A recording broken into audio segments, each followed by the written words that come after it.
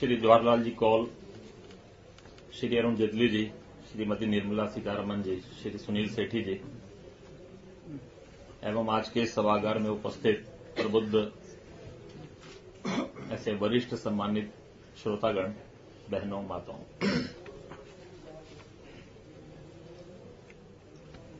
सर्वप्रथम doctor Shyama Prasad Mukherjee foundation को हार्दिक धन्यवाद कि ऐसे सब प्रबुद्ध वर्ग को जम्मू कश्मीर के इस विषय पर सुनने के लिए आपने आमंत्रित भी किया और एकत्र करने में सफल भी हो सके।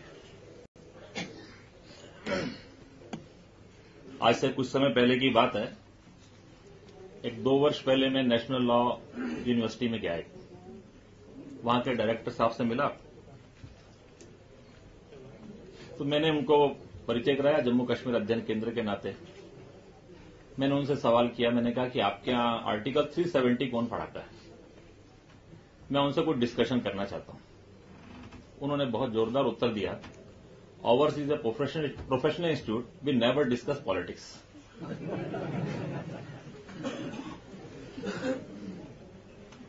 मेरे सामने बड़ा संकट था। उनको क्या कहना है, एक डिस्टिंग्विश्ड पर्सनैलिटी थे, कॉन्स्टिट्यूशन लॉ के जानकार थे, लॉ स्कूल के डायरेक्टर थे। ये भी नहीं कह सकता था कि आपने 370 पढ़ा कि नहीं। 3 क्लॉज है, 425 शब्द है। मैं सबको कहता हूं इसको पढ़ो और बताओ कि पॉलिटिक्स का है। और constitution itself culmination of a political process है।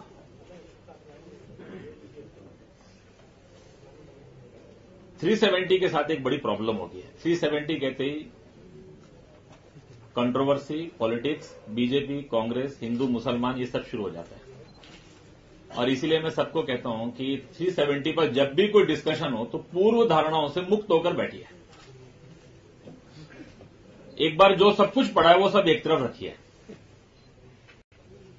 और 370 के ऊपर उसके बेसिक्स पर आइए। जम्मू कश्मीर को लेकर मेरे से बहुत बार लोग प्रश्न करते हैं कि what is the problem regarding Jammu Kashmir, whether it is a problem of fundamentalism, separatism, terrorism, across the border। मैं ऐसे सब लोगों को कहता हूं कि ये सब बातें हैं, लेकिन जम्मू कश्मीर का जो वास्तविक प्रश्न है, basically Jammu Kashmir is an information problem. Misinformation in J&K and lack of information in rest of Bharat. Due to lack of information there are wrong perception resulting in wrong policies, and when policies are wrong, actions could not be right। इसलिए जम्मू कश्मीर को लेकर कुछ भी अच्छा करना है तो आपको देश के अंदर एक इंफॉर्मेशन लेवल को बढ़ाने की जरूरत है, क्योंकि जम्मू कश्मीर के 370 और इन इश्यूज पर मेरा पिछले 2-2.5 वर्षों में देश के सब फील्ड्स के भिन्न स्ट्रीम्स के प्रोमिनेंट पर्सनैलिटी से मिलना हुआ है। इसलिए जैसे जैसे मैं मिलता जा रहा हूं वैसे वैसे मेरा ये जो कंक्लूजन है और मजबूत होता जा रहा है।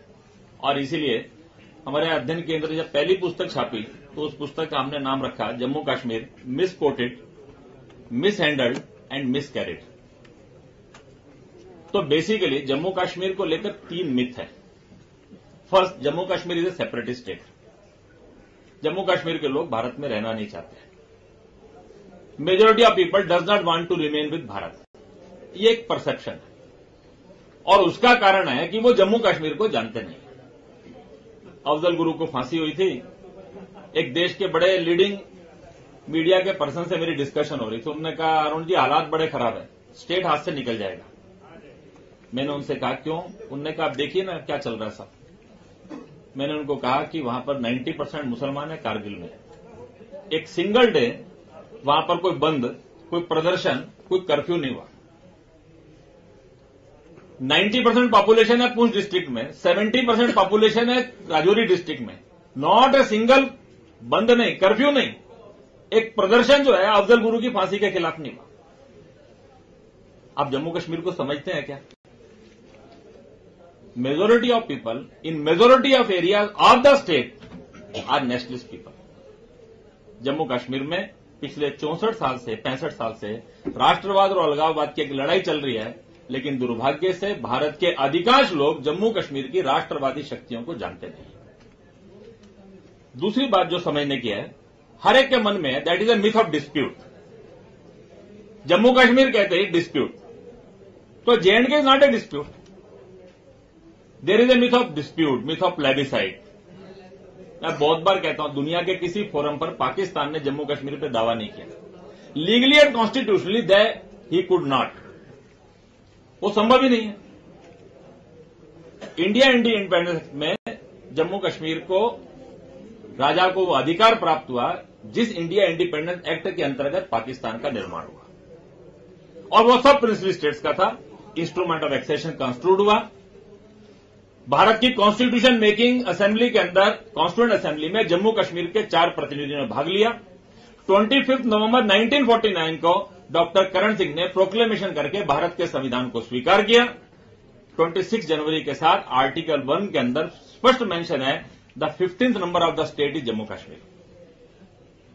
इवन जम्मू कश्मीर का कॉन्स्टिट्यूशन क्या कहता है, इसको भी हमने समझना हो तो बिल्कुल जो 1956 में J&K का कॉन्स्टिट्यूशन बना, उसकी पहली लाइन जो प्रियम्बल की है, we the people of state of Jammu and Kashmir having solemnly resolved in pursuance of the accession of this state to India, which took place on the 26th day of October 1947, to further define the existing relationship of the state with the Union of India as an integral part thereof। एकदम स्पष्ट तौर के ऊपर mention है, जम्मू कश्मीर का constitution भी ये कहता है, सेक्शन 3 कहता है Jammu Kashmir is and shall be an integral part of Bharat. उसी का आर्टिकल 5 जो है वो स्पष्ट कहता है, executive and legislative power of the state extends to all matters except those with respect to which parliament has power to make laws for the state under provision of constitution of India, means supremacy of parliament. And section 147 कहता है, no bill or amendment seeking to make any change in this section 147, section 3 and 5 or provisions of the Constitution of India as applicable in relation to the state shall be introduced or moved in either house of the legislature। लेकिन दुर्भाग्य यह है कि हमारे पेडगांवकर साहब कहते हैं अपनी रिपोर्ट के अंदर कि 1952 के बाद जितने प्रोविजंस और लॉज एक्सटेंड हुए हैं उनको रिव्यू कर लीजिए। उनसे जब बातचीत हुई तो मैंने उनसे पूछा कि आपने जम्मू कश्मीर का कॉन्स्टिट्यूशन पढ़ा है क्या, एक्सटेंशन को रिव्यू किया जा सकता है क्या? दुर्भाग्य से जम्मू कश्मीर के लीगल एंड कॉन्स्टिट्यूशनल स्टेटस को कोई ठीक से समझता नहीं। 2014 के अंदर जम्मू कश्मीर को समझना है तो जम्मू कश्मीर की सारी डिवाइड को हमको प्रिसाइज करना पड़ेगा on the legal documents only. Jammu Kashmir को लेकर इसलिए हमने दूसरी पुस्तक जो छापी, legal documents on Jammu and Kashmir. हम हर एक को कहते हैं इनको पढ़िए, आइए इस पर डिस्कस कीजिए और डिबेट कीजिए, फिर आप बताइए वेरी डिस्प्यूट। जम्मू कश्मीर को लेकर किसी भी प्रकार का कोई डिस्प्यूट नहीं है, ये सबके ध्यान में रहना चाहिए। और तीसरा एक बहुत बड़ा जो कंफ्यूजन है सबके मन के अंदर, वो कंफ्यूजन इस बात को लेकर है कि article 370 give some sort of special status और ऑटोनॉमी। मैं पेडगांवकर साहब का नाम मुझे दोबारा लेना पड़ रहा है क्योंकि उनसे मेरी काफी लंबी डिस्कशन हुई, बाद में रिपोर्ट में मेंशन भी किया। मैंने उनसे सवाल किया कि आपका कहना है we have made some promises, we have given some unique status to Jammu Kashmir in our constitution. He says we have given some unique status, not only special. कि जो सबके माइंडसेट में है special and unique, this has to be, we should get rid of, जिससे हमें बाहर आने की जरूरत है। मैंने उनसे पूछा कि ये आर्टिकल 370 है, ये इंस्ट्रूमेंट ऑफ एक्सेशन है, आप बताइए कि कहां है यूनिक स्टेटस। उन्होंने मेरे को कहा article 370 read with instrument of accession followed by Delhi accord is the quantum of autonomy that we have given to Jammu Kashmir. मेरे को बड़ा सुनकर हैरानगी हुई जैसे व्यक्ति से। मैंने उनसे प्रश्न किया कि article 370 is a legal document, instrument of accession is a legal document, whether Delhi accord is also a legal document. Delhi Accord is an understanding between only two political personalities. Both were not legal entities at that time. So they does not made a signed document. They could not.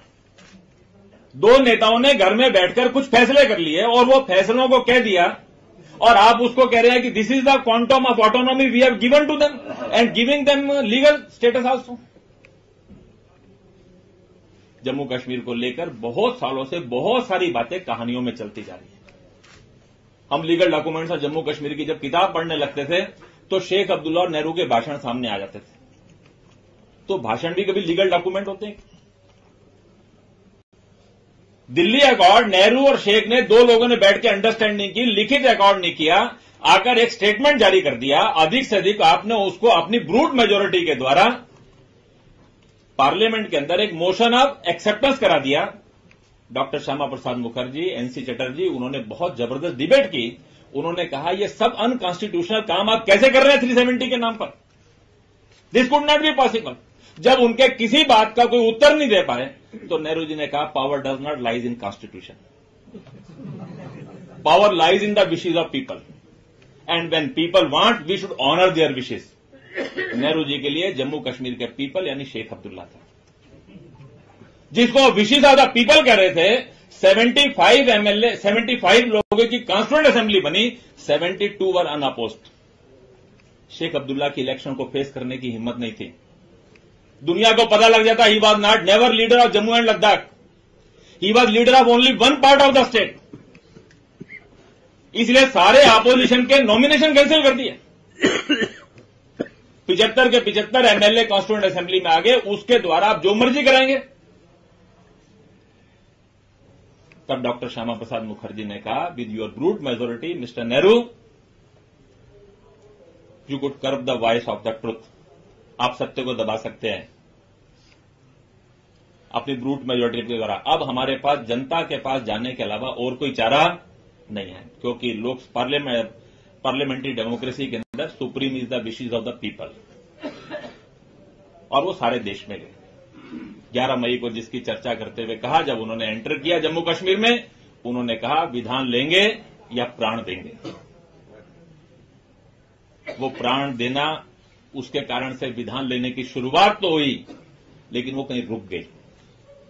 इस process को दोबारा शुरू करने की जरूरत है। मेरा यह मानना है कि देश के अंदर पहले 15 सालों के अंदर जम्मू कश्मीर 370 इन विषयों को लेकर कंफ्यूजन नहीं था देश के अंदर। धीरे धीरे करके बनता गया है। मेरे पास 1964 की पार्लियामेंट्री डिबेट है, 27 एमपीज ने उसमें पार्टिसिपेट किया। कांग्रेस के 17 सांसद थे उसके अंदर, 5 एमपी जम्मू कश्मीर के थे।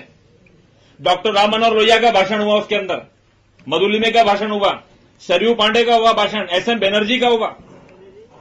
उनके अंदर, उस भाषण के अंदर हनुमंतैया, भगवत आजाद, इनके भाषण हुए। सब लोगों ने 370 हटाने की बात की। प्रकाश वीर शास्त्री का वो प्राइवेट मेंबर बिल था, पूरी पार्लियामेंट यूनानिमस थी। 2.5 महीने वो डिबेट चली, 3 बार वो डिबेट हुई, 8.5 घंटे, 10.5 घंटे से ज्यादा वो डिबेट चली। जिसकी चर्चा करते हुए उन्होंने कहा, उसके अंदर उन्होंने स्पष्ट तौर के ऊपर मेंशन किया, आखिर के अंदर सबने कहा कि आज इसको हटा देना चाहिए। 15 साल हो गए, एक टेम्परेरी प्रोविजन था। लेकिन उस समय गुलजारीलाल नंदा ने कहा कि नहीं नहीं, प्राइवेट मेंबर बिल है, कॉन्स्टिट्यूशन अमेंडमेंट है, इसका प्रोसीजर ले आए, दूसरे तरीके से लाना पड़ेगा। लोग नाराज हो गए, सुप्रीम पार्लियामेंट है, सब कह रहे हैं आप करते क्यों नहीं?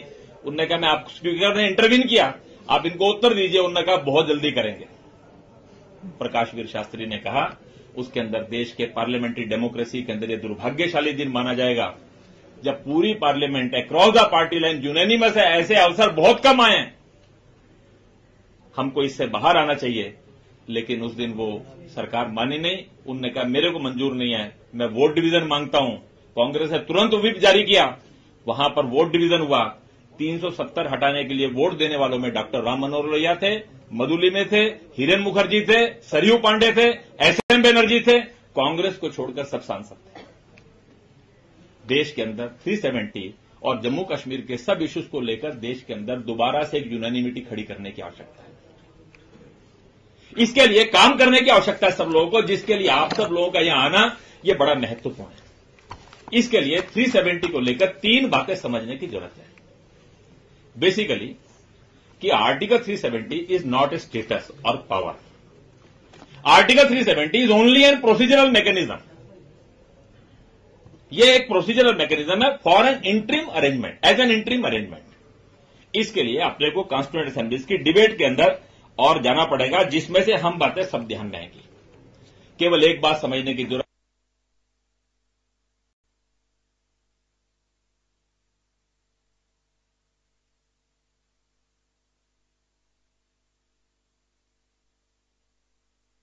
India would be a federation.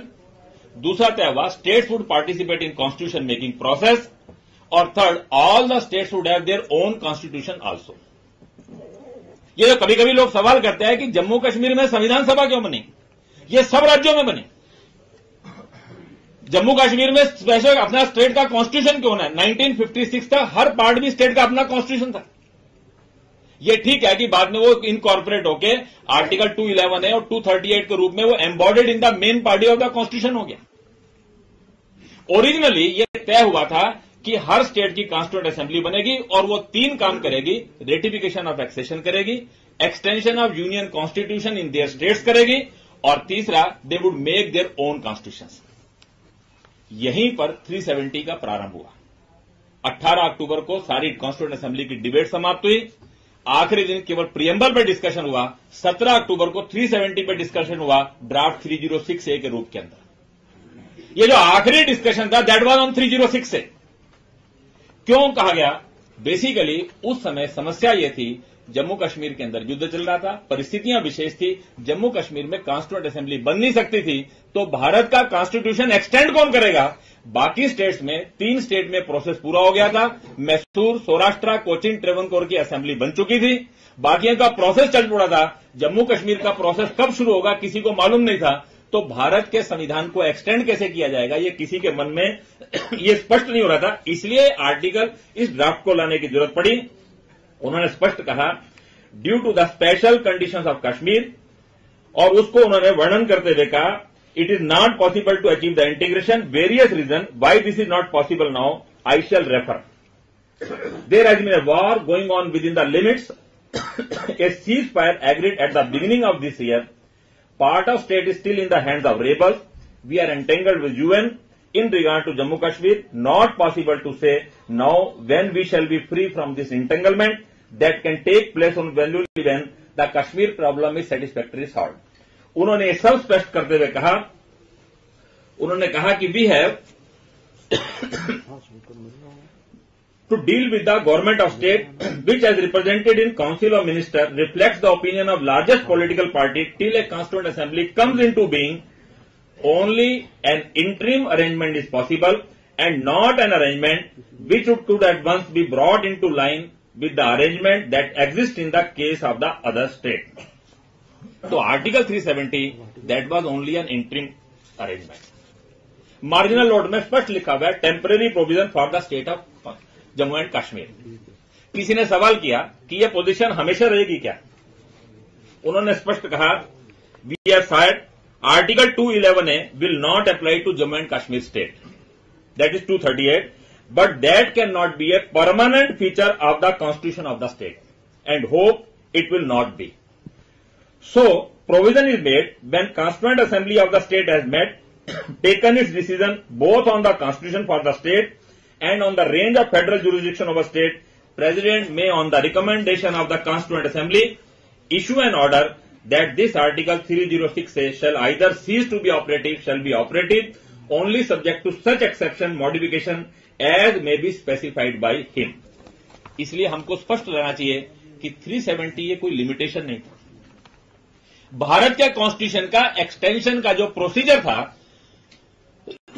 बाकी स्टेट्स में जो पूरा हो चुका था या हो सकता था वो जम्मू कश्मीर में संभव नहीं था। जम्मू कश्मीर में कॉन्स्टिट्यूएंट असेंबली बनी, उसमें वो रेटिफिकेशन ऑफ एक्सेशन हुआ। वास्तव में 306 से 3 number 370 was only an interim arrangement, temporary provision for the state of Jammu and Kashmir. और क्लॉज 3 में दोबारा से कहा कि राष्ट्रपति को इसको हटाने के लिए इवन पार्लियामेंट में जाने की जरूरत नहीं है। 370 does not give a status. फिर प्रॉब्लम कहां खड़ी हुई? प्रॉब्लम तब खड़ी हुई जब आपने 370 को दिल्ली अकॉर्ड में व्याख्यात करना शुरू किया, जब आपने उसका इंटरप्रिटेशन दिल्ली अकॉर्ड में 52 में करना शुरू किया। और इसीलिए कॉन्स्टिट्यूशनल ऑर्डर 1954 जो आर्टिकल 370 की अंतर्गत क्लॉज 1B के अंतर्गत जो पावर मिली with the concurrence of the government of the state, president ने जो इशू किया उसमें ये इतनी सारी बातें खड़ी हुई।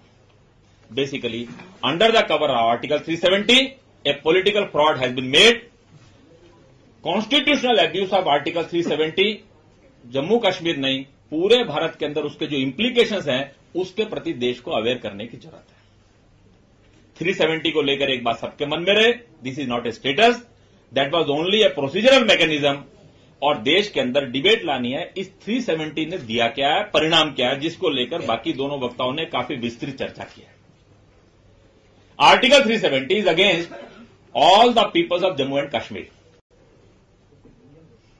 यह जम्मू कश्मीर के लोगों के खिलाफ है। देश की सारी डिबेट आज SC, ST, OBC, women, minorities इनके अंतर्गत चल रही है। जम्मू कश्मीर में 1991 तक एसटी को एजुकेशन, एम्प्लॉयमेंट में रिजर्वेशन नहीं था, वो चालू हुआ। पॉलिटिकल रिजर्वेशन आज भी नहीं है, 14% एसटी है।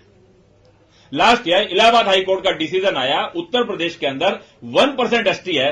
उन्होंने कहा कि आपका 1% एसटी होते हुए भी आपने पॉलिटिकल रिजर्वेशन क्यों नहीं दिया इनको, अगले इलेक्शन से पहले आपको देना पड़ेगा।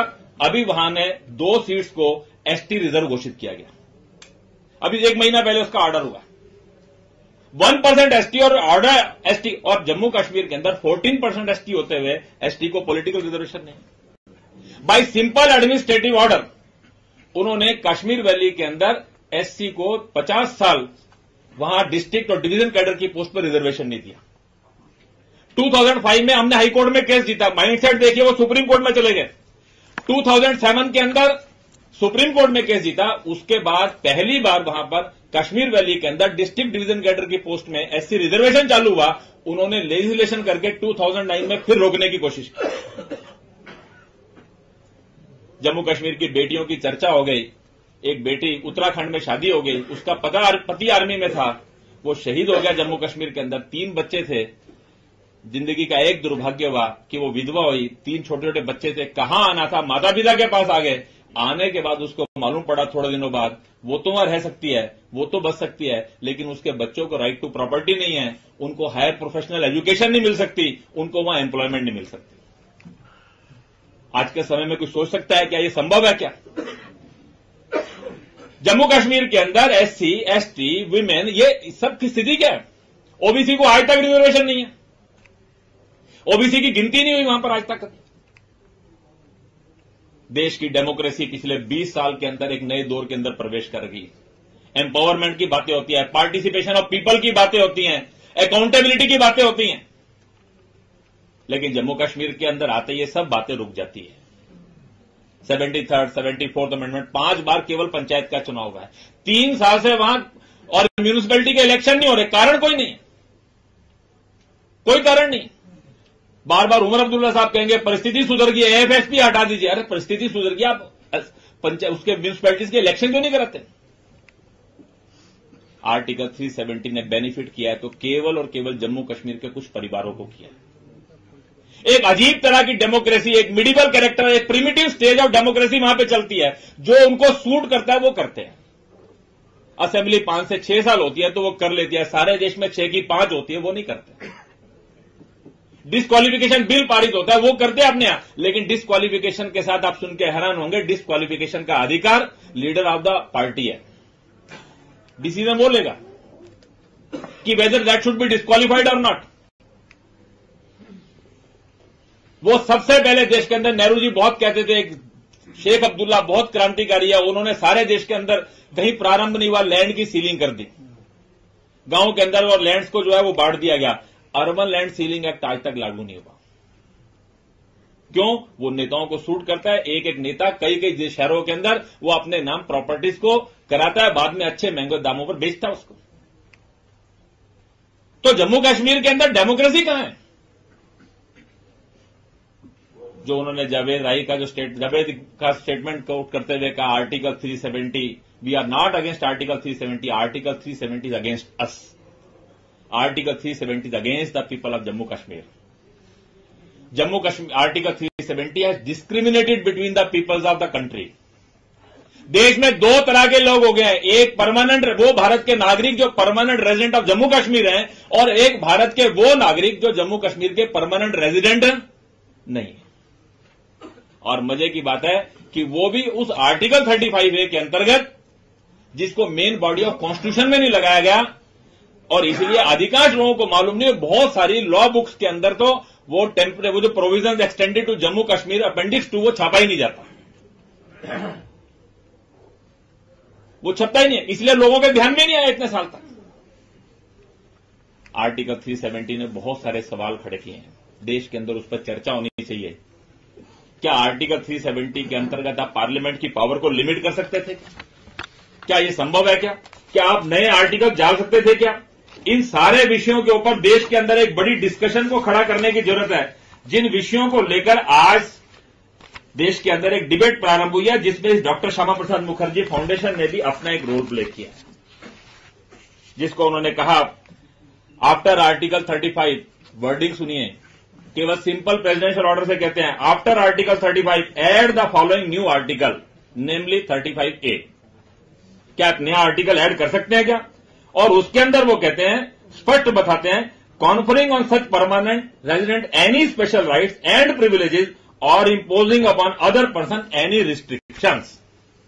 क्या देश के नागरिकों पर रिस्ट्रिक्शंस हो सकती है क्या? ऐसे बहुत सारे प्रश्न हैं जिनके ऊपर देश के अंदर एक डिस्कशन करने की जरूरत है। 368 की पार्लियामेंट की पावर को आपने कर्व कर दिया, आपने उसके अंदर एक सिंपल ढंग से लिख दिया कि भाई 368 के अंदर आपने उसमें कहा कि एड एनदर प्रोविजो, और उसके अंदर कहा आर्टिकल 370 में in clause 2 add the following further proviso provided further that no such amendment shall have effect in relation to state of Jammu and Kashmir unless applied by the order of the president under class 1। एक आखिरी बात कहकर मैं अपनी बात पूर्ण करूंगा। जब ये सारी डिस्कशन चल रही थी देश के अंदर, क्या लोग जागरूक नहीं थे? क्या सहमत नहीं थे? क्या वास्तव के अंदर देश के अंदर अधिकांश लोगों में यूनानिमिटी थी, जो कुछ हो रहा है वो गलत हो रहा है। हमारे राष्ट्रपति डॉक्टर राजेंद्र प्रसाद, उन्होंने इवन एक पत्र लिखा, उस पत्र के अंदर उन्होंने स्पष्ट तौर के ऊपर नेहरू जी को भेजा। सितंबर 1952 के अंदर उन्होंने एक नोट बना के भेजा आर्टिकल 370 के अंदर। उन्होंने कहा Parliament could never have intended that such an extraordinary power of amending the Constitution by executive order was to be enjoyed without any limitation as to the number of times on which it could be exercised or as to period within which it was accessible or as to the scope and extent of the modification and exception that could be made. It cannot be seriously maintained that for all the time to come application of our constitution to Jammu Kashmir would derive its authority from Article 370 to the complete exclusion of Parliament. The marginal note to Article 370 itself describes the nature of article, temporary provision with respect to the state of Jammu and Kashmir.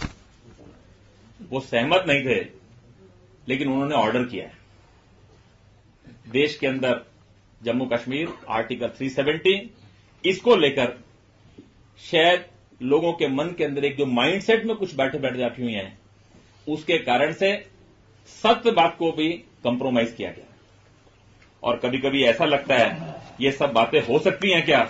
और जब president कहते हैं, एक बड़ा मजेदार आता है कि सुप्रीम कोर्ट भी ऐसा हो सकता है क्या? सुप्रीम कोर्ट की फुल कॉन्स्टिट्यूशन बेंच के अंदर एक केस गया, पूर्ण चंद्र लखनपाल, वो जाते हैं, दिल्ली के रहने वाले हैं, वो कहते हैं 1967 तक जम्मू कश्मीर के अंदर लोकसभा का डायरेक्ट चुनाव नहीं होता था, विधानसभा से इनडायरेक्ट इलेक्शन राज्यसभा की तरह होता था। वो सुप्रीम कोर्ट में गए, उन्होंने कहा मेरे को देश में कहीं भी चुनाव लड़ने का अधिकार है, लेकिन इस कॉन्स्टिट्यूशन ऑर्डर के कारण से मेरा यह अधिकार लिमिट हो गया है। एक्सेप्शन और मॉडिफिकेशन के नाम पर क्या आप अपने कॉन्स्टिट्यूशन के बेसिक स्ट्रक्चर को बदल सकते हैं क्या? लोकसभा में रिप्रेजेंटेटिव को आप बदल सकते हैं क्या कि विधानसभा से चुनकर आएगा? और उन्होंने उसको लेकर कोर्ट में केस किया। दुखद बात यह है कि full bench of supreme court, 5 जजेस की बेंच, और उसके अंदर वो डिसीजन देते हैं। उस डिसीजन के अंदर कहते हैं now from the seats will be filled by nomination by the president, but in reality what the modification provide is indirect election in place of direct election to these seats in house of people. उसने कहा था कि indirect election कैसे हो सकता है instead of direct election. उन्होंने कहा but in reality what the modification provides is indirect election in place of direct election to the seats in the House of People. Modification lays down President will nominate members to these 6 seats of Jammu Kashmir on the recommendation of legislature, and President must therefore nominate only on those all those have been recommended by legislature which is elected, but legislature is elected on adult suffrage. Now the only way legislature can make a recommendation for this purpose is by voting. वो कहते हैं कि legislature जब adult suffrage से आया है तो ये इनडायरेक्ट इलेक्शन भी डायरेक्ट हो गया। दिस फुल कॉन्स्टिट्यूशन बेंच का डिसीजन है और उन्होंने कहा ये मॉडिफिकेशन जो है that could be. Jammu Kashmir को लेकर बहुत सारे अन्याय देश के अंदर पिछले 64-65 सालों के अंदर हुए हैं। सारे देश के अंदर इसके ऊपर एक डिबेट खड़ी होनी चाहिए, देश के अंदर एक कंसेंसस बनाने की जरूरत है। वास्तव में इस आर्टिकल 370 ने पूरी बेसिक स्ट्रक्चर ऑफ कॉन्स्टिट्यूशन को लिमिट कर दिया है। क्या भारत जैसे फेडरल सिस्टम के अंदर जिसमें unitary union has more power, वहां पर ऐसा हो सकता है कि residuary power would left with state? State को रेजुडरी पावर कैसे जा सकती है? 246 में लागू ही नहीं होगा, ये कैसे हो सकता है? सिंपल प्रेसिडेंट ऑर्डर देता है 63 में, there would be no state list for Jammu Kashmir. तो ये सारी बातें सिंपल प्रेसिडेंशियल ऑर्डर से हो सकती हैं क्या? अगर आपको लगता है कि जम्मू कश्मीर को कुछ विशेष दर्जा देना है तो फिर पार्लियामेंट में लाइए, डिबेट कीजिए और दीजिए फिर। वास्तव में इस आर्टिकल 370 के कॉन्स्टिट्यूशनल एब्यूज के कारण से एक पॉलिटिकल फ्रॉड देश के अंदर हुआ है, जिसके कारण से एक ऐसी व्यवस्था बनी है जिसके कारण से जम्मू कश्मीर के 120 लाख लोग ये पीड़ित हैं। देश के 125 करोड़ लोगों के अंदर एक डिस्क्रिमिनेशन पैदा कर दिया गया और भारत की पूरा जो सिस्टम है, हमारी पॉलिटी है, हमारे जो इंस्टीट्यूशंस हैं, उनको अंडरमाइन किया गया है, उनकी पावर्स को वायलेट किया गया है। इसके लिए देश के अंदर एक कंसेंसस और जागृति लाकर देश के अंदर इन 370 के विषयों के ऊपर एक यूनानिमिटी लाई जाए, ताकि पिछले 65 वर्षों में जो सारी धोखाधड़ी हुई है, इस धोखाधड़ी को दूर कर सके। जम्मू कश्मीर के अंदर 130 आर्टिकल्स लागू नहीं है, लेकिन 260 जो लागू हैं उसमें भी more than 100 article with significant additions and exceptions हैं, जिनको भी समझने की जरूरत है। इनको लेकर देश में यूनानिमिटी बने, इसके लिए देश के अंदर एक चर्चा बढ़े। इसके लिए आप सबके सहयोग का आह्वान करते हुए, सबका धन्यवाद करते हुए मैं अपनी बात पूर्ण करता हूं।